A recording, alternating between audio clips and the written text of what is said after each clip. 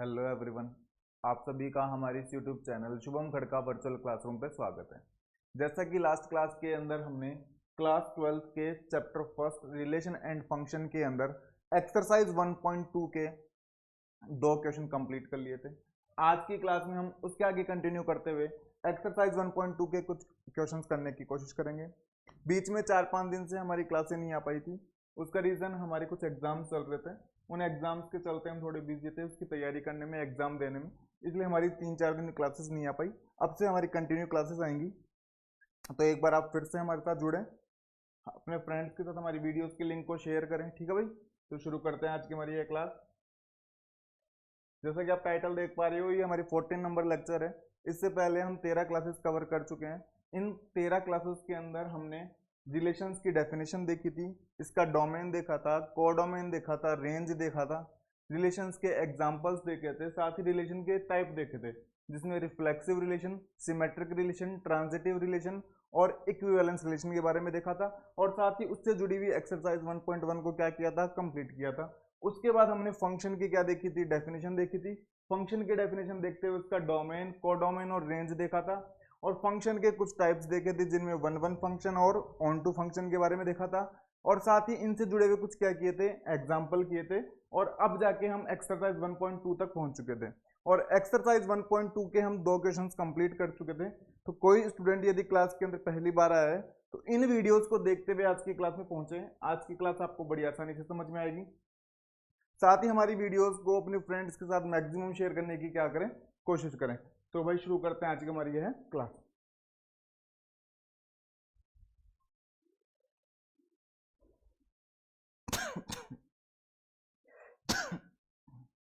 ठीक है भाई, देखो कंप्लीट एनसीईआरटी टाइटल आप देख पा रहे हो। कंप्लीट एनसीईआरटी हम फ्री करवाने वाले हैं। जो बच्चे हमारे साथ फर्स्ट वीडियो से जुड़े हुए हैं उनको पता भी है, ये आपका चैप्टर फर्स्ट है, रिलेशन एंड फंक्शन, बिल्कुल एनसीईआरटी की तरह ही है। एनसीईआरटी से ही पीपीटी बनाई जाती है। जैसे आपको स्कूल में पढ़ाया जा रहा है, ठीक उसी पैटर्न पे यहाँ पे पढ़ाया जाता है। एक्सरसाइज 1.1 हम कंप्लीट कर चुके थे और अब आ चुके हैं एक्सरसाइज 1.2 के अंदर। और एक्सरसाइज 1.2 का ये आपका फर्स्ट क्वेश्चन था, जो हम इससे पहले की क्लास में यानी 30 नंबर लेक्चर में कवर कर चुके हैं। ये एक्सरसाइज 1.2 का सेकंड क्वेश्चन है। और इस सेकंड क्वेश्चन के अंदर टोटल 5 पार्ट दिए हुए हैं। ये 5 के 5 पार्ट मैंने क्लास के अंदर ही करवाए थे। जैसे स्कूल के अंदर एक एक पार्ट करवाया जाता है, धीरे धीरे करवाया जाता है, ठीक उसी पैटर्न के अंदर हम भी करवाते हैं। अब स्टार्ट करते हैं यहाँ से। हमारी क्लास देखा जाए तो वैसे यहाँ से स्टार्ट होती है। इससे पहले की जो भी बातें की हमने रिवीजन किया है और कुछ बेसिक आपको बताया। 3-4 दिन का गैप लग गया था, इसलिए तो शुरू करते हैं। आज से हमारी यह क्लास।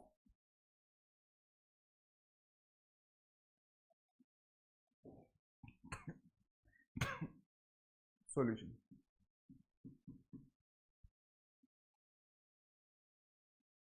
देखो ये कहना चाहता है कि आप एक फंक्शन बनाओ। मैंने कहा फंक्शन तो बना लेंगे, लेकिन फंक्शन के लिए सेट तो बताओ कौन कौन से लोगे। तो वो बोलता है डोमेन आर लो और कोडोमेन भी आर लो। डोमेन भी आर और कोडोमेन भी आर। मैंने कहा बहुत अच्छी बात, डोमेन भी आर ले लेते हैं और कोडोमेन भी आर ले लेते हैं। वो कहना चाहता है कि ये फंक्शन है आपके पास। मैंने कहा बहुत अच्छी बात है, मुझे पता चल गया कि जो इसका जो डोमेन है वो भी रियल नंबर का सेट है और इसका जो कोडोमेन है वो भी रियल नंबर का सेट है। अब डोमेन और कोडोमेन क्या होते हैं, अगर किसी बच्चे को ये नहीं पता है तो इससे पहले की वीडियोस देखें। साथ ही 11th क्लास के अंदर भी ये चैप्टर दिया हुआ है, रिलेशन एंड फंक्शन, उसके अंदर भी बेसिक है। तो किसी बच्चे को और अधिक एक्स्ट्रा जानना हो तो क्लास 11th की वीडियो प्लेलिस्ट में जाके वो देख सकता है। वो बोलता है कि ये जो फंक्शन है ना, इस प्रकार से डिफाइन है। मैंने कहा किस प्रकार से, F X is equal to ऐसा लिखा हुआ है। मैंने कहा ये एक्स के ये इस प्रकार से ब्रैकेट क्या लगा दिया, ये तो मैंने कभी देखा ही नहीं। एक्स के ये ऐसा ब्रैकेट क्या लगा दिया। बोलता है आपने ये ब्रैकेट देखा है। बोलता है कहां पे देखा है। बोलता है क्लास 11th के अंदर। क्लास 11th के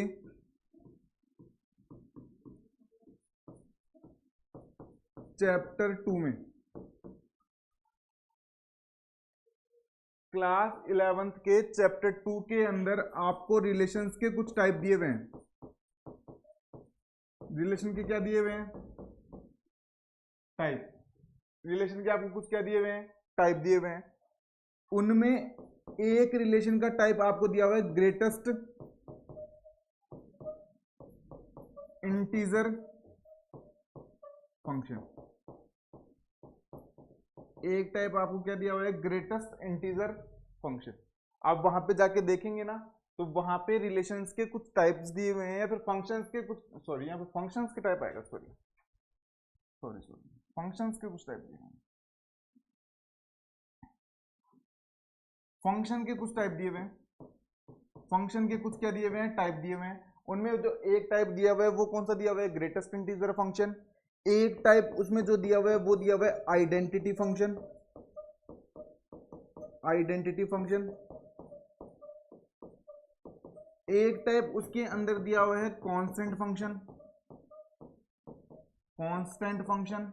एक टाइप उसके अंदर दिया हुआ है पॉलिनोमियल फंक्शन, पॉलिनोमियल फंक्शन। एक टाइप उसके अंदर दिया हुआ है मॉड्यूलस फंक्शन, कौन सा फंक्शन दिया हुआ है, मॉड्यूलस फंक्शन। और एक टाइप उसके अंदर दिया हुआ है सिग्नम फंक्शन, कौन सा फंक्शन दिया हुआ है, सिग्नम फंक्शन। यानी कि क्लास 11th की मैथमेटिक्स की एनसीईआरटी के अंदर फंक्शन चैप्टर है आपका, सेकंड नंबर चैप्टर है। इस सेकंड नंबर चैप्टर के अंदर फंक्शन के कुछ टाइप दिए हुए हैं। कौन कौन से टाइप दिए हुए हैं, identity function, constant function, polynomial function, modulus function, signum function और ग्रेटेस्ट इंटीजर फंक्शन। ये 6 टाइप दिए हुए हैं। अब आप बोलेंगे सर मैं हम तो भूल चुके हैं क्लास 11th का, कोई दिक्कत नहीं है। आप क्लास 11th का भूल चुके हैं तो इसके 2 तरीके हैं।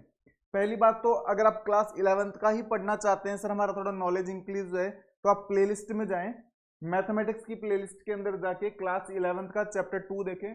मैंने 6 के 6 टाइप बताए हैं, इनके ग्राफ भी बताए हैं, ये किस प्रकार से डिफाइंड होते हैं पूरा बताया।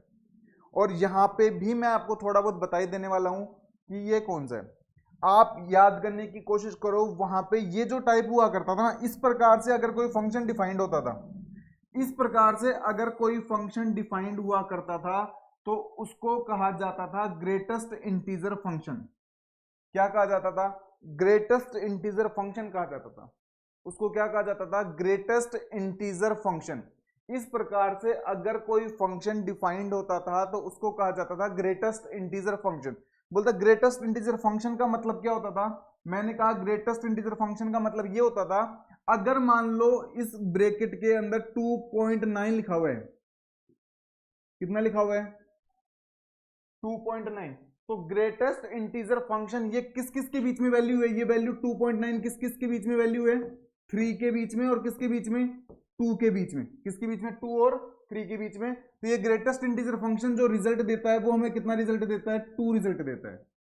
हमें ग्रेटेस्ट इंटीजर लेना है, 2.9 से पहले जो भी ग्रेटेस्ट इंटीजर आता है ना, तो 2.9 से पहले ग्रेटेस्ट इंटीजर 1 आएगा या 2 आएगा, 2 आएगा, क्योंकि बड़ा कौन सा है, 1 बड़ा है या 2 बड़ा है, 2.9 से पहले कौन सा बड़ा है, 2 बड़ा है। तो ग्रेटेस्ट इंटीजर फंक्शन कितना आएगा, 2। अगर आपसे कोई पूछे 4.7 की वैल्यू कितनी आएगी, तो 4.6 से 7 से पहले ग्रेटेस्ट इंटीजर कौन सा है, 4, तो इसकी वैल्यू कितनी आएगी, 4। कितनी आएगी, 4। अगर आपसे कोई पूछे 10.9 की वैल्यू कितनी आएगी, ग्रेटेस्ट इंटीजर फंक्शन 10.9 की वैल्यू कितनी आएगी, तो वो वैल्यू कितनी आएगी, 10। अगर आपसे कोई पूछे ग्रेटेस्ट इंटीजर फंक्शन 11.1 की वैल्यू कितनी आएगी, ग्रेटेस्ट इंटीजर फंक्शन 11.1 की वैल्यू कितनी आएगी, तो वो आएगी 11। कितनी आएगी, 11। कितनी आएगी। तो कुल मिला के हमें समझ में आया कि ग्रेटेस्ट इंटीजर फंक्शन के अंदर जो वैल्यू लिखी हुई रहती है उससे ठीक पहले वाला ग्रेटेस्ट इंटीजर हमें लेना होता है। ठीक पहले वाला क्या लेना होता है, ग्रेटेस्ट इंटीजर। अगर कोई आपसे ऐसे पूछ ले इसकी वैल्यू कितनी आएगी, -2.9, -2.9, माइनस में ध्यान रखना, अब मत कर देना। -2.9 के लिए जो वैल्यू आने वाली है वो आने वाली है -3। किस किस की वैल्यू आएगी, -3, क्योंकि माइनस का जो 2.9 है ना, ये माइनस का 2.9 ये -2 और -3 के बीच में है, -2 और -3 के बीच में। और आप ध्यान से देखो तो हमेशा हम लेफ्ट वाली वैल्यू ले रहे हैं। कौन सी वैल्यू ले रहे हैं, लेफ्ट वाली। हमेशा कौन सी वैल्यू लेते हैं, लेफ्ट वाली वैल्यू लेते हैं। इसीलिए इसका रिजल्ट कितना आने वाला है, -3 आने वाला है। इतनी बात सबको समझ में आ गई। तो इसका मतलब ये हुआ कि पहली बात तो ये कि अगर इस प्रकार से ऐसे ब्रैकेट के अंदर कोई फंक्शन लिखा हुआ है तो मतलब वो ग्रेटेस्ट इंटीजर फंक्शन है। पहली बात तो वो कौन सा फंक्शन है? Greatest integer function. फिर बात ये आती है कि ग्रेटेस्ट इंटीजर फंक्शन होता क्या है? तो फंक्शन का एक टाइप होता है। बोलता हमने पढ़ा कहां पे? हमने 11th क्लास के चैप्टर नंबर 2 में पढ़ा। फिर आप पूछोगे सर हम भूल चुके हैं, तो कोई दिक्कत नहीं है, भूल चुके हो तो प्लेलिस्ट के अंदर जाओ, हमने ग्रेटेस्ट इंटीजर फंक्शन वहां पे पढ़ा रखा है, उसकी डेफिनेशन बता रखी है, उसका ग्राफ बता रखा है, उसके बहुत सारे एग्जाम्पल बता रखे हैं, और बाकी बची हुई बातें जो यहाँ पे मेरे काम की थी वो मैंने बता भी दी कि ग्रेटेस्ट इंटीजर फंक्शन के अंदर जो वैल्यू आती है वो ग्रेटेस्ट इंटीजर आता है उससे छोटा, ठीक पहले वाला। समझ पा रहे हो? तो ग्रेटेस्ट इंटीजर फंक्शन हो गया। अब चलते हैं आगे की तरफ। वहां पे मैंने रिलेशन की टाइप लिख दी थी गलती से, वहां पे फंक्शन की टाइप आएंगे, ठीक है भाई।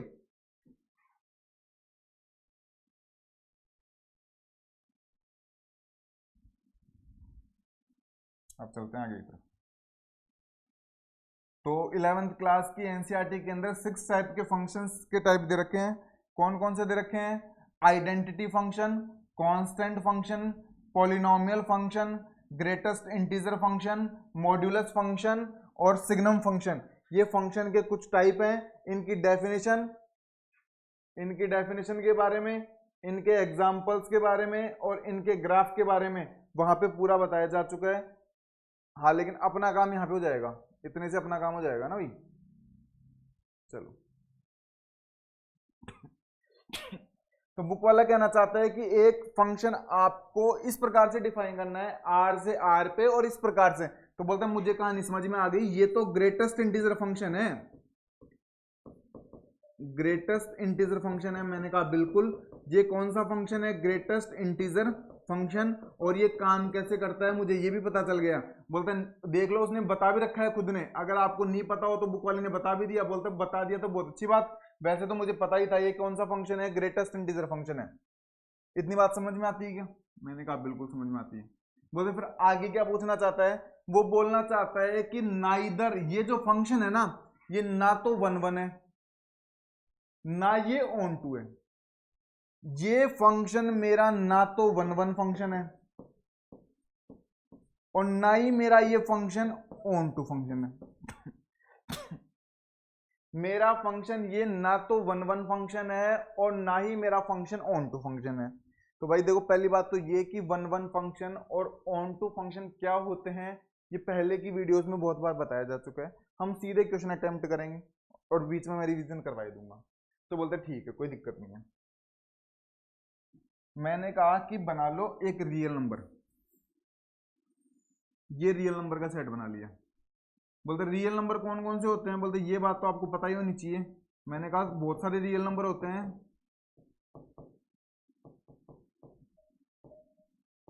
ऐसे बहुत सारे रियल नंबर होते हैं। अब कितने एक बनाए? बोले बना लो, कुछ भी थोड़े बहुत बना लो, बाकी सारे बनाने की जरूरत नहीं है। बोलते एक रियल नंबर का सेट ये बना दिया, डोमेन बना दिया। बोले दूसरा भी क्या बनाना है? रियल नंबर का सेट बनाना है। मैंने कहा लो, दूसरा भी रियल नंबर का सेट बना दिया।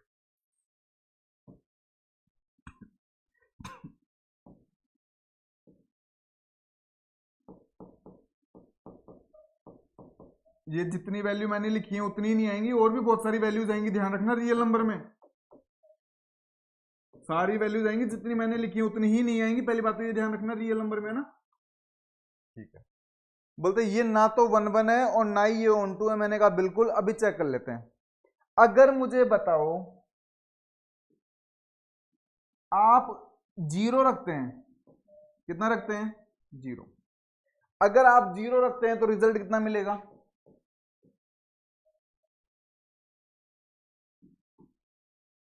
अगर आप 0 रखते हैं तो रिजल्ट कितना मिलने वाला है? 0। कितना मिलने वाला है? Greatest integer function of 0 will be 0। तो 0 पे वैल्यू कितने पे जाएगी मेरी? 0। अगर मैं ग्रेटेस्ट इंटीजर फंक्शन 1 रखता हूं तो कितनी आएगी वैल्यू मेरी? 1। इंटीजर पे हमेशा इंटीजर ही वैल्यू देता है। इंटीजर पे हमेशा कितनी देता है? अगर मैं ग्रेटेस्ट इंटीजर फंक्शन 1.1 रखता हूं तो वैल्यू कितनी देगा? अब भी बताया, इससे ठीक छोटा और सबसे बड़ा इंटीजर तो कितनी देगा? 1, क्योंकि 1 और 2 के बीच में है, तो मैंने कहा हमेशा लेफ्ट वाला लेना होता है, तो लेफ्ट में कितना है 1 ही है। ये 1.1 किस किस के बीच में है, 2 और 1 के बीच में है, मैंने कहा हमेशा लेफ्ट वाला लेना है, तो लेफ्ट वाला लेना है मतलब 1, तो 1.1 पे वैल्यू कितनी आएगी, मैंने कहा 1.2 रखूं तो अब मैं वैल्यू कितनी देगा, 1.2 रखोगे तो भी वैल्यू कितनी देगा 1। अगर x के बहुत सारे एलिमेंट्स की एक ही इमेज आ जाए, अगर मैं 1 रखता हूं तो भी उत्तर 1 आ रहा है, अगर मैं 1.1 रखता हूं तो भी उत्तर 1 आ रहा है, 1.2 रखता हूं तो भी आंसर कितना आ रहा है 1। यानी कि x के बहुत सारे एलिमेंट्स की एक ही इमेज आ रही है, इतने एलिमेंट्स की एक ही इमेज आ रही है, तो ये 1-1 केस होता है या फिर मैनी वन का केस होता है। अगर बहुत एक एलिमेंट की एक ही इमेज आए और यूनिक इमेज आए, वो केस होता है 1-1। बहुत सारे एलिमेंट्स की सेम इमेज आ रही है, बहुत सारे एलिमेंट्स की सेम इमेज आ रही है, तो 1-1 का केस होता है मैनी वन का। मैंने कहा ये केस तो मैनी वन का होता है, तो मेरा फंक्शन 1-1 फंक्शन नहीं है, और 1-1 नहीं है तो मेरा फंक्शन कैसा फंक्शन है, मैनी वन। और आपके सामने मैंने ग्रेटेस्ट इंटीजर फंक्शन को भी समझा दिया, ग्रेटेस्ट इंटीजर फंक्शन क्या होता है, किस प्रकार से वर्क करता है, और आपको किस प्रकार से दिखा भी दिया कि ये ग्रेटेस्ट इंटीजर फंक्शन कैसे है। यहां तक सबको समझ में आता है, आगे कंटिन्यू करें, आगे कंटिन्यू करते हैं। यहां तक सबको क्लियर है, आगे चलते हैं। अब बात आती है कि ये ऑन टू कैसे नहीं है। मैंने कहा था कि ऑन टू होने के लिए सेट बी के, यानी कि दूसरे सारे सेट के सारे एलिमेंट इधर कनेक्ट होने चाहिए, इधर कनेक्ट होने चाहिए, मतलब इधर के एलिमेंट्स के कोरस्पॉन्डिंग इधर एलिमेंट मिलना चाहिए, इधर क्या मिलना चाहिए एलिमेंट। तो मैंने कहा कि मैं जब x की वैल्यूज डालता हूं ना, तो हमेशा मुझे इंटीजर मिल रहे हैं, हमेशा मुझे क्या मिल रहे हैं, इंटीजर। आप कुछ भी पुट करके देख लो, आप 5.7 पुट करोगे तो भी रिजल्ट कितना आएगा, 5 आएगा। अगर आप 6.5 पुट करते हैं तो भी रिजल्ट कितना आएगा, 6 आएगा। हमेशा रिजल्ट कैसे आ रहे हैं, इंटीजर। तो मुझे एक बात बताओ, ये 1.1, 1.2, 1.3 कभी इधर कनेक्ट हो पाएंगे क्या, कभी इधर कनेक्ट हो पाएंगे क्या, क्या इनके कॉरस्पॉन्डिंग इधर एलिमेंट मिलेंगे क्या, मैंने कहा कभी नहीं मिलेंगे, इनके कॉरस्पॉन्डिंग इधर कभी भी एलिमेंट नहीं मिलेंगे, और कभी भी एलिमेंट नहीं मिलेंगे तो क्या ये तीर से जुड़ेंगे, सिर्फ इंटीजर्स तीर से जुड़ पाएंगे, सिर्फ ये इंटीजर तीर से जुड़ पाएंगे, इनके बीच वाली वैल्यू तीर से नहीं जुड़ पाएगी, और बीच में वैल्यू तो जरूर आएगी क्योंकि रियल नंबर का सेट है। अब कभी नहीं जुड़ पाएंगे और कभी नहीं जुड़ पाएंगे ये वाले एलिमेंट, मतलब इनके कॉरस्पॉन्डिंग इधर एलिमेंट नहीं मिल रहे, और इनके कॉरस्पॉन्डिंग इधर एलिमेंट नहीं मिल रहे, तो मतलब ये तीर से नहीं जुड़ेंगे, और ये तीर से नहीं जुड़ेंगे तो ये मेरा फंक्शन ऑन टू फंक्शन नहीं होगा, क्योंकि इधर के एलिमेंट की इधर प्री इमेज नहीं मिल रही। अब लिख के कैसे आओगे, because 1.1 does not have corresponding element in the set or in the domain, domain भी बोल सकते हो, रियल नंबर का सेट बोल सकते हो। इतनी कहानी सबको समझ में आती है, बोलते बिल्कुल कहानी समझ में आती है। इसका मतलब मेरा जो ये फंक्शन है या फिर ग्रेटेस्ट इंटीजर फंक्शन है, ना तो ये 1-1 है और ना ही ये क्या है, ऑन टू है। इतनी बात सबको क्लियर है, चले आगे। आपकी बुक वाला क्या करता है कि इनको x1 is equal to x2 से समझाने की कोशिश करता है, और ऑन टू को भी अलग तरीके से समझाने की कोशिश करता है। आप पेपर में ऐसा डायग्राम बना के अगले को दिखाएं, नीचे लिख के आए, this element does not have corresponding element in the domain, then the set does not will be not be onto function, then the function does not onto function, कि हमारा जो फंक्शन होगा वो क्या नहीं होगा, on to function नहीं होगा। तो 1-1 के लिए एक एलिमेंट की यूनिक इमेज जानी चाहिए एक, और ऑन टू के लिए इधर के सारे एलिमेंट्स के कॉरस्पॉन्डिंग एलिमेंट मिलने चाहिए, तीर से जुड़ने चाहिए। तो क्या 1.1 कभी तीर से जुड़ेगा क्या इधर का, बोले बिल्कुल नहीं जुड़ेगा, और बिल्कुल नहीं जुड़ेगा तो मेरा फंक्शन क्या नहीं होगा, ऑन टू फंक्शन नहीं होगा। देखो मैं आपको एक बात बताऊं, मैं भी आपको x1 is equal to x2 से fx1 बराबर fx2 लेके चलते और x1 बराबर x2 दिखा देते। इस प्रकार से आपको 1-1 मैं भी समझा सकता था, ऑन टू जैसे बुक में दिया वो भी मैं समझा सकता था, उससे आप एग्जाम में करके आ जाते, आपका स्कोर भी अच्छा हो जाता। लेकिन वास्तव में वन वन क्या होता है, मैनी वन क्या होता है, ऑन टू क्या होता है, इसका आपको मीनिंग नहीं पता लगता। आप उसको प्रूफ करके आ जाते कि ये फंक्शन ऑन टू नहीं है या फिर ये फंक्शन ऑन टू है, लेकिन उसका मीनिंग क्या है? उसका मीनिंग यही है कि इधर के सारे एलिमेंट की इधर इमेज नहीं मिल पा रही या प्री इमेज नहीं मिल रही, तो ये क्या फंक्शन नहीं है, ऑन टू फंक्शन नहीं है। समझ पा रहे हो? तो भाई कंटिन्यू करते हैं आगे की तरफ। कोई स्क्रीनशॉट लेना चाहता है तो स्क्रीनशॉट ले ले, और अगर आप भूल चुके हैं तो एक बार पहले की क्लासेस रिवाइज करें भाई, है ना, रिवाइज करके आओ एक बार, फिर आपको अच्छे से समझ में आएगा। कंटिन्यू करते हैं।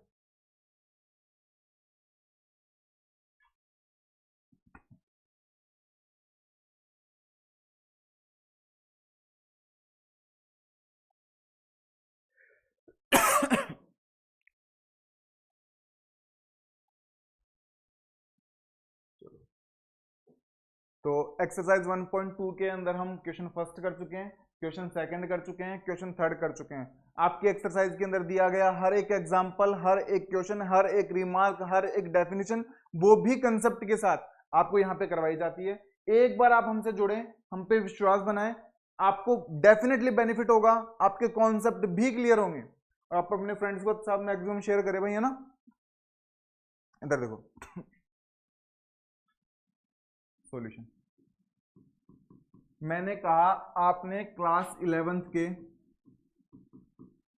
चैप्टर 2 में, क्लास 11th के चैप्टर 2 में फंक्शन के कुछ टाइप पढ़े, फंक्शन के कुछ क्या पढ़े, टाइप। मैंने कहा कौन कौन से टाइप पढ़े? बोलते एक टाइप तो आपने पढ़ा आइडेंटिटी, बोलते भूल गए तो कोई बात नहीं, एक टाइप पढ़ा था आइडेंटिटी, एक टाइप पढ़ा था कांस्टेंट, एक टाइप पढ़ा था पॉलिनोमियल,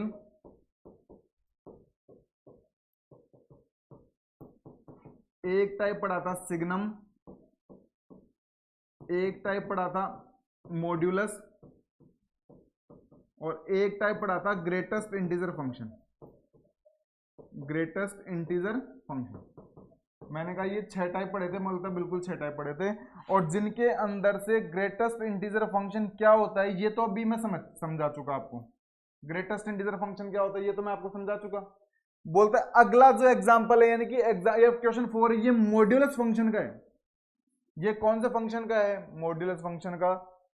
और मॉड्यूलस फंक्शन के बारे में मेरे को आपको ज्यादा बताने की जरूरत नहीं पड़ेगी, क्योंकि मॉड्यूलस के बारे में तो आप जानते ही हैं कि नेगेटिव वैल्यू भी अगर मोड के अंदर जाएगी तो वो कैसे बन के आएगी, पॉजिटिव बन के आएगी। तो इसके अंदर मुझे ज्यादा बताने की जरूरत नहीं पड़ेगी, हालांकि आपको बता देते हैं। वो कहना चाहते हैं कि एक फंक्शन बनाओ। मैंने कहा कैसा फंक्शन बनाना है? आर से आर पे बनाना है, आर से आर पे बनाना है। मैंने कहा कोई दिक्कत नहीं है। बोलते फंक्शन को डिफाइन किस प्रकार से करना है? बोलता इस प्रकार से करना है। बोलते ये तो देखा हुआ लग रहा है।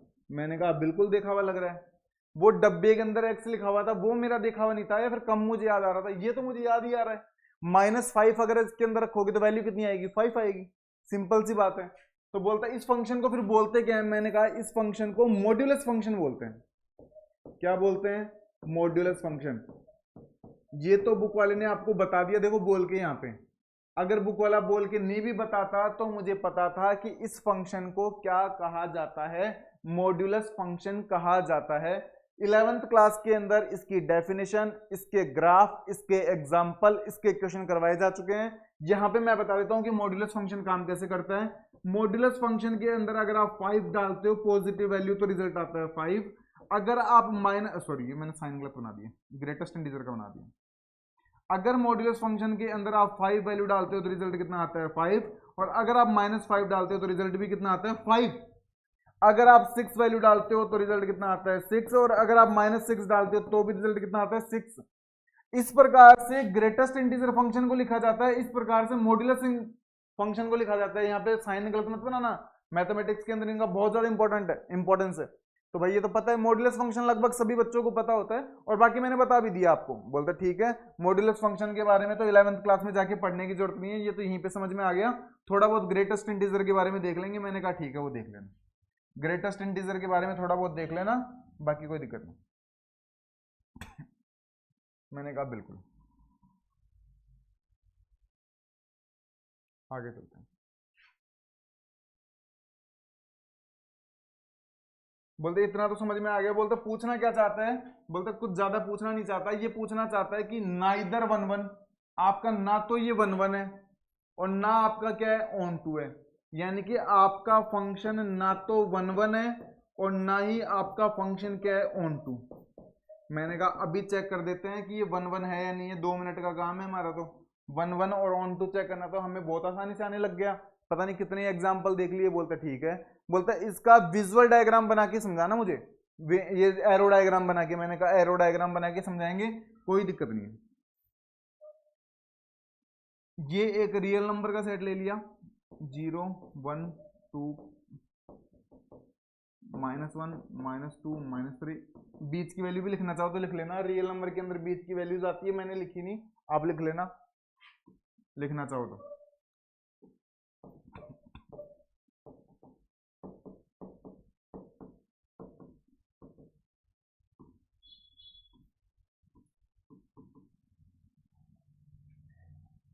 चलो भाई,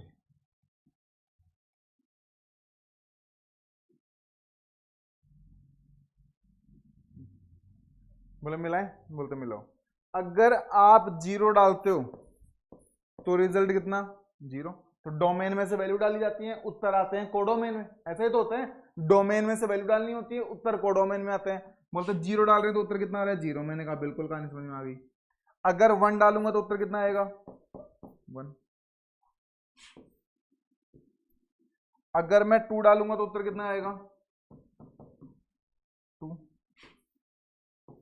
लेकिन अगर मैं -1 डालता हूं तो उत्तर कितना आता है 1, -1 डालने पे उत्तर कितना आ रहा है आप बताओ। -1 डालने पे भी 1 और 1 डालने पे भी 1, क्या ये 1 1 की स्थिति है मैनी 1 की? क्या ऐसा 1 1 के अंदर होता है मैनी 1 के अंदर? ऐसा तो मैनी 1 में होता है, दो अलग अलग एलिमेंट की सेम इमेज आ रही है। -2 डालूंगा तो भी रिजल्ट कितना आएगा 2, दो अलग अलग एलिमेंट की सेम इमेज आ रही है, तो ऐसा तो 1 1 में होता नहीं है। 1 1 के अंदर तो एक एलिमेंट की एक ही इमेज आती है, और वो भी कैसी इमेज आती है यूनिक, जबकि यहाँ पे तो गड़बड़ हो गई, अलग अलग एलिमेंट की सेम इमेज आ रही है, और अलग अलग एलिमेंट की सेम इमेज किसके अंदर आती है मैनी 1 में। तो आपका ये जो फंक्शन है ये 1 1 नहीं होगा, और 1 1 नहीं होगा तो कैसा होगा मैनी 1। बोलते एग्जाम में कैसे लिख के आओगे? मैंने कहा एग्जाम में लिख के आना भी कोई महाभारत नहीं है, आप एग्जाम्पल लिख के आना। In this question the value of 1 is equal to 1 and the value of function of -1 is equal to 1, then it is clear that both elements are have same image. This is in condition of many one function. ये जो condition है ये कौन से function की है many 1 की। Many 1 बोलता है कि दो अलग अलग एलिमेंट की सेम इमेज आ सकती है, whether 1 1 function will be different in 1 1 function every element have unique image in the set B या फिर इन द कोडोमेन। समझ पा रहे हो ना? तो ये कंडीशन आप ऐसे लिख के आ जाना, बस आप लैंग्वेज में लिख के आओ, उसको बता के आओ, ये एरो डायग्राम से उसको समझा के आओ। समझ में आ रही? बोल तो 1 1 तो समझ में आ गया, ऑन टू बताओ। मैंने कहा ऑन टू बताओ। आप मुझे एक बात बताओ, कोई भी ऐसी कंडीशन बन सकती है क्या जिसका आंसर -1 आ जाए, -2 आ जाए, -3 आ जाए, -4 आ जाए? बोल तो कभी नहीं, क्योंकि हमेशा वैल्यू पॉजिटिव में आ रही है, तो पॉजिटिव वाले ही मिलेंगे, नेगेटिव वाले कभी मिल ही नहीं सकते। क्या नेगेटिव वाले इधर के एलिमेंट कभी तीर से जुड़ सकते हैं क्या? मैंने कहा कभी तीर से नहीं जुड़ सकते। क्या इसका मतलब इसको लिखेंगे कैसे?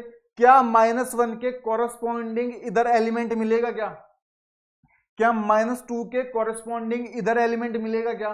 मैंने कहा कभी एलिमेंट नहीं मिलेगा, कि कभी भी इधर तीर से नहीं जुड़ेंगे। तो हम लिखेंगे in codomain -1 -2 -3 and so on does not have corresponding element in the domain, then this function is not on to function।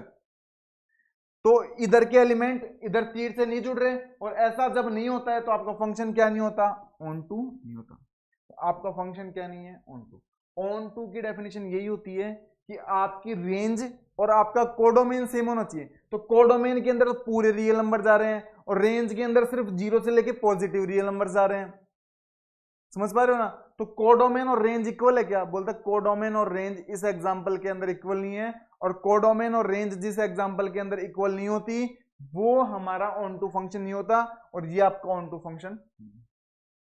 आप अपने फ्रेंड से कंपेयर करना, यही एग्जांपल पूछ लेना, ये फंक्शन ऑन टू फंक्शन क्यों नहीं है, वो आपको मैथमेटिक्स में लिख के जरूर समझा देगा कि 1 1 के लिए fx1 बराबर fx2 लेके चलेगा, और x1 बराबर क्या लाने की कोशिश करेगा, x2, या फिर x1 बराबर x2 लेके चलेगा और fx1 बराबर क्या लाने की कोशिश करेगा, fx2।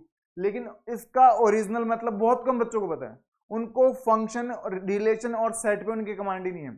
मैं आपको जैसे कि फर्स्ट क्लास से कहता हुआ आ रहा हूं, अगर आपकी set, relation, function, limit, continuity और डिफरेंशिएबिलिटी, ये 6 बेसिक ऐसे टॉपिक्स हैं, अगर इनके ऊपर आपकी कमांड अच्छी है तो आपको 11th में, 12th में, आईआईटी जेई में, यूजी कोर्सेज में, पीजी कोर्सेज में, या फिर कंपटीशन में मैथ्स आपको इंटरेस्टिंग लगने लगेगी, आपका नॉलेज बढ़ेगा और आप मैथ्स खुद से सॉल्व करने की कोशिश करेंगे, आपको ये बर्डन नहीं लगेगी। लेकिन आपके बेसिक्स क्या होने चाहिए, स्ट्रांग होने चाहिए। तो आपके सामने ये जो फंक्शन है, ये कैसा फंक्शन है, नाइदर 1 1 और onto. It is clear? आगे की तरफ चलते हैं भाई।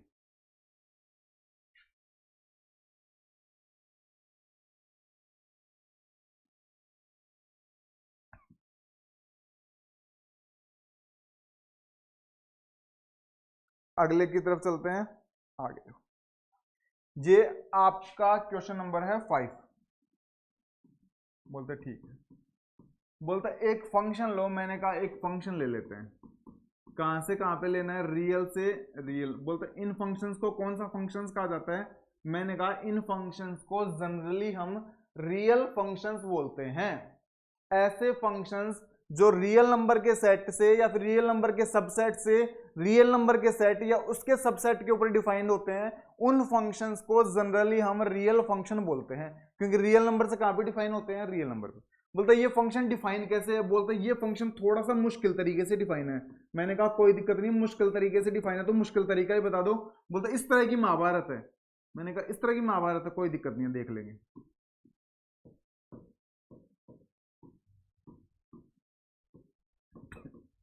बोलते ये क्या आ गया, अभी तक तो और ही चीजें आती थी, मैंने कहा कोई दिक्कत नहीं।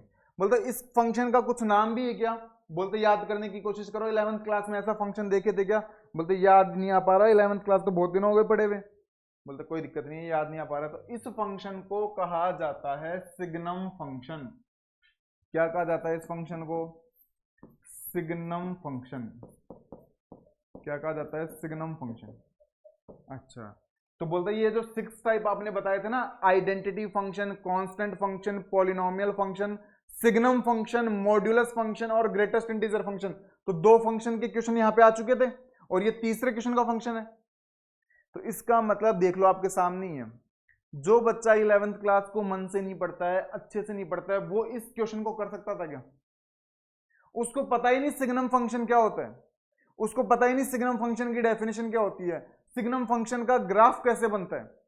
11th क्लास के अंदर इसकी डेफिनेशन दी हुई है, इसका ग्राफ दिए हुए हैं, इसके एग्जांपल्स दिए हुए हैं, इसके क्वेश्चंस दिए हुए हैं। तो भाई 11th क्लास आप लोगों के लिए बहुत इंपॉर्टेंट है। अभी नहीं पढ़ के आए वो एक अलग बात है, कोई दिक्कत नहीं है, अगर कम पढ़ी है, भूल गए तो भी कोई दिक्कत नहीं, लेकिन मेरा मतलब ये है कि बिल्कुल हम नहीं छोड़ सकते 11th क्लास को। अगर 11th क्लास रेलेवेंट नहीं होती तो फिर 11th को हटा ही देते, गवर्नमेंट हटा देती। तो 11th जिसको बेहतर आती है वो 12th बहुत अच्छे से कर पाएगा, और अगर आपको 11th 12th बहुत अच्छे से आती है तो आप यूजी कोर्सेज बहुत अच्छे से करेंगे, यानी कि बीएससी अगर आप करते हैं तो बहुत अच्छे से कर पाएंगे। बोलते समझ में आ गई, बोलते ठीक है। बोलते पूछा क्या है, बोलते यही पूछा है, बोलते क्या कि ये फंक्शन ना तो 1 1 है और ना ही क्या ऑन टू, मतलब ये फंक्शन ना तो 1 1 है और ना ही ये फंक्शन क्या है, ऑन टू फंक्शन है। मैंने कहा कोई दिक्कत नहीं, अभी कर देते हैं। बोलते ना ये 1 1 है ना ये ऑन टू है, मैंने कहा कोई दिक्कत नहीं है, चलो। बोलते कहां से बनाना है, रियल नंबर से रियल नंबर पे। ये तो पता है ना, हम सेट लिखते हैं ऐसे, मैं बहुत बार बता चुका कि सेट को जब रिलेशन और फंक्शन पढ़ते हैं तो इस प्रकार से दर्शाया जाता है, ये सेट को रिप्रेजेंट करने का तरीका है। अदरवाइज हमेशा सेट को करली ब्रैकेट के अंदर ही लिखते हैं, बस जब रिलेशन और फंक्शन पढ़ते हैं तो सेट को इस प्रकार से लिख देते हैं, थोड़ा एरो डायग्राम क्या बन जाए आसानी से। बोलते समझ में आ गई कहानी, मैंने कहा समझ में आ गई तो बहुत अच्छी बात। बोलते एक रियल नंबर 0 1 2 3, और भी बहुत सारे रियल नंबर हैं बीच में, कोई दिक्कत नहीं है, आप नहीं लिख पा रहे तो इतने लिख के छोड़ दो। मैंने कहा और भी लिखना चाहो तो और भी लिख लेना, कोई दिक्कत नहीं। बोलते ठीक है। बोलता है अब तीर से कैसे मिलाएं, मैंने कहा जिस प्रकार से फंक्शन डिफाइंड होता है उसको देखते हुए तीर से मिलाते हैं। तीर से फंक्शन जिस प्रकार से डिफाइंड रहता है ना उसको देखते हुए तीर से मिलाते हैं। फंक्शन जिस प्रकार से बुक वाला डिफाइंड करता है ना उस प्रकार। बोलते बुक वाले ने कैसे डिफाइंड किया है, मतलब बुक वाले ने डिफाइंड देखो ऐसे किया है, अगर जब आप x की जगह कितना रखते हो 0, x की जगह कितना रखते हो 0, तो आपका रिजल्ट आता है 0। मैंने कहा 0 रखने पे कितना रिजल्ट आता है 0। बोलता है x की वैल्यू जब 0 से बड़ी रखते हो, x की वैल्यू जब 0 से बड़ी रखते हो तो रिजल्ट आता है 1। मैंने कहा 0 से बड़ी मतलब x की जगह अगर मैं 1 रखूं तो रिजल्ट कितना 1। अगर x की जगह मैं 2 रखूं क्योंकि 0 से बड़ी है तो भी रिजल्ट कितना 1। अगर x की जगह मैं 3 रखूं तो भी रिजल्ट कितना 1। अगर x की जगह मैं 4 रखूं तो भी रिजल्ट कितना 1। बोलते ठीक है। अगर x की वैल्यू मैं 0 से छोटी रखता हूं, ये थोड़ा सा मिस्टेक हो गई, यहाँ पे -1 आएगा, यहाँ पे -1 आएगा, यहाँ पे बुक में मिस्टेक है, यहाँ पे -1 आएगा भैया ना, ये बुक में मिस्टेक है, यहाँ पे -1 आएगा, ये बुक में मिस्टेक है, यहाँ पे -1 आएगा है ना। सिग्नम फंक्शन के अंदर यहाँ पे -1 आता है भाई, देख लेना ना, यहाँ पे मिस्टेक है, -1 आता है, यहाँ पे मिस्टेक है, -1 आएगा यहाँ पे ना, यहाँ पे -1 कर लेना। क्या तो मेरे से टाइपिंग में मिस्टेक हो गई होगी या फिर बुक में मिस्टेक है। तो अगर बुक में आप एनसीईआरटी एक बार ओपन करके देख लें, यहाँ पे -1 आएगा भैया ना। चलें तो बोलते क्या हुआ, बोलते x की वैल्यू अगर आप 0 से छोटी लेते हैं तो रिजल्ट कितना आने वाला है -1। रिजल्ट कितना आने वाला है -1, यानी कि -1 अगर मैं लेता हूं तो भी रिजल्ट कितना -1। अगर -2 लेता हूं तो भी रिजल्ट कितना -1। -3 लेता हूं तो भी रिजल्ट कितना -1। -4 लेता हूं तो भी रिजल्ट कितना -1। मतलब जितने भी 0 से छोटी वैल्यू सबके लिए कैसा -1। बोलते ये तो गड़बड़ हो गई, ये 1 1 का जैसा लग रहा है क्या, इतने सारे एलिमेंट्स की इमेज आ रही है 1, ऊपर वाले सारे एलिमेंट्स की इमेज आ रही है -1। ऐसा तो 1 1 में नहीं होता। 1 1 के अंदर तो एक एलिमेंट की अलग अलग इमेज आती है, अलग अलग एलिमेंट की अलग अलग इमेज आती है 1 1 के अंदर। तो मैनी 1 में होता है बहुत सारे एलिमेंट्स की एक इमेज आना। तो बोलता 1 1 तो नहीं है, साफ नजर आ रहा है 1 1 तो नहीं है। मैंने कहा 1 1 नहीं है तो मैनी 1 होगा। मैंने कहा बिल्कुल। बोलता मुझे एक चीज बताओ, क्या कभी 2 इधर तीर से जुड़ सकता है क्या, क्या कभी 3 इधर तीर से जुड़ सकता है क्या, क्या कभी -2 इधर तीर से जुड़ सकता है, क्या कभी -3 इधर तीर से जुड़ सकता है क्या। बोलता कभी नहीं। बोलते 3 एलिमेंट ही उत्तर में आएंगे, क्या तो 1 उत्तर में आएगा, क्या 0 उत्तर में आएगा, क्या -1 उत्तर में आएगा। कभी भी ये एलिमेंट तीर से जुड़ेंगे नहीं, क्योंकि मैं जो भी वैल्यू रख रहा हूं उत्तर 3 ही आ रहे हैं, क्या तो 0 उत्तर आ रहा है, क्या 1 उत्तर आ रहा है, क्या -1 उत्तर आ रहा है। तो इसका मतलब इधर के एलिमेंट के कॉरेस्पॉन्डिंग इधर एलिमेंट मिलेगा क्या, नहीं मिलेगा। मतलब इसका जो कोडोमेन है उसके अंदर तो पूरे रियल नंबर आएंगे कोडोमेन के अंदर तो, और इसकी रेंज के अंदर सिर्फ 3 एलिमेंट आएंगे 0 1 और -1। रेंज के अंदर वो एलिमेंट आते हैं जो तीर से जुड़े हुए रहते हैं, और कोडोमेन के अंदर पूरा सेट आता है, तो कोडोमेन के अंदर तो पूरा रियल नंबर आ जाएगा। और जबकि रेंज के अंदर सिर्फ वो एलिमेंट आते हैं जो तीर से जुड़ते हैं, तो तीर से तो भाई 3 ही एलिमेंट जुड़ रहे हैं 0 -1 और 1। तो क्या 2 के इधर कॉरेस्पॉन्डिंग एलिमेंट मिलेगा, नहीं मिलेगा। 3 के इधर कॉरेस्पॉन्डिंग एलिमेंट मिलेगा, नहीं मिलेगा। तो इसका जो कोडोमेन है, इसके कोडोमेन के अंदर तो देखो कितने सारे एलिमेंट जा रहे हैं, पूरा रियल नंबर जा रहा है, और रेंज के अंदर सिर्फ 3 एलिमेंट। तो क्या कोडोमेन और रेंज इक्वल है क्या, मैंने कहा कोडोमेन और रेंज इक्वल नहीं है, और कोडोमेन और रेंज इक्वल नहीं है तो आपका फंक्शन क्या नहीं है, ऑन टू फंक्शन नहीं है। आपका फंक्शन कैसा नहीं है, ऑन टू। तो बुक वाला यही बोलना चाहता था कि नाइदर 1 1 और ऑन टू। तो पहली बात तो इस एग्जांपल के या इस क्वेश्चन के अंदर यहाँ पे बुक में मिसप्रिंट है, मुझसे थोड़ी टाइपिंग में मिस्टेक हो गई, आप देख लेना। यहाँ पे -1 आएगा, यहाँ पे कितना आने वाला है, -1 आने वाला है। पहली बात तो ये क्लियर कर लेना। सिग्नम फंक्शन किस प्रकार से डिफाइन होता है आपको ये याद ही रखना है। आगे से आपको याद ही रखना है कि मॉड्यूलस फंक्शन कैसे डिफाइंड होता है। तो मॉड्यूलस फंक्शन तो डिफाइन होता है ऐसे, ग्रेटेस्ट इंटीजर फंक्शन डिफाइंड होता है ऐसे, इनकी वैल्यूज कैसे आती हैं वो भी याद होनी चाहिए। और सिग्नम फंक्शन डिफाइंड होता है इस प्रकार से।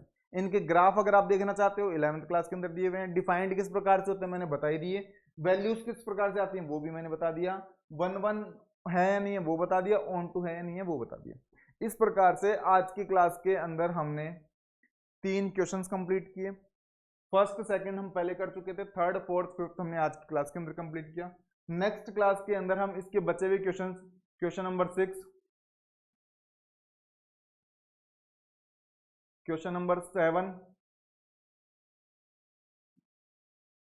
Question number 8, question number 9, question number 10, question number 11 और क्वेश्चन नंबर 12 करने की कोशिश करेंगे। टोटल इसमें 12 क्वेश्चंस दिए हुए हैं आपके एक्सरसाइज के अंदर, जिनमें से 5 क्वेश्चंस हम 5 क्वेश्चंस हम कंप्लीट कर चुके हैं। एक एक क्वेश्चन कंप्लीट करेंगे क्वेश्चन नंबर 6 के लेके आगे हम कल की क्लास के अंदर कंटिन्यू करेंगे। इसके साथ यदि अभी तक किसी स्टूडेंट ने हमारे चैनल को सब्सक्राइब नहीं किया है तो हमारे चैनल को भाई सब्सक्राइब करो। यदि आपको लग रहा है कि हमारा कंटेंट आपके लिए यूजफुल है, हम आपके लिए लगातार मेहनत कर रहे हैं, तो आप हमारे कंटेंट को या फिर हमारे चैनल को क्या करें, सब्सक्राइब करें, हमारी वीडियोस को लाइक करें और अपने फ्रेंड्स के साथ, ट्यूशन फ्रेंड्स के साथ, कॉलोनी फ्रेंड्स के साथ मैक्सिमम शेयर करने की क्या करें, जिससे हमारा मोटिवेशन क्या करें, शेयर करने की कोशिश करें जिससे हमारा मोटिवेशन बना रहे। ठीक है भाई, है ना। तो 3-4 दिन बीच में हमारी क्लासेस नहीं आई थी, जिसका कारण मैं आपको बता चुका हूँ, हमारे कुछ एग्जाम्स थे, हम वो एग्जाम देने गए हुए थे, है ना, तो इस वजह से हम क्लास नहीं ले पाए। अब से हमारी क्लासेस रेगुलर आएंगी, तो आप हमारे साथ लगातार जुड़े भाई, है ना। अपने फ्रेंड्स के पास शेयर करने की मैक्सिमम कोशिश करें। ठीक है भाई, तो इसके आगे का कल देखते हैं ना। आप सभी छोटे भाई बहनों का धन्यवाद, थैंक यू।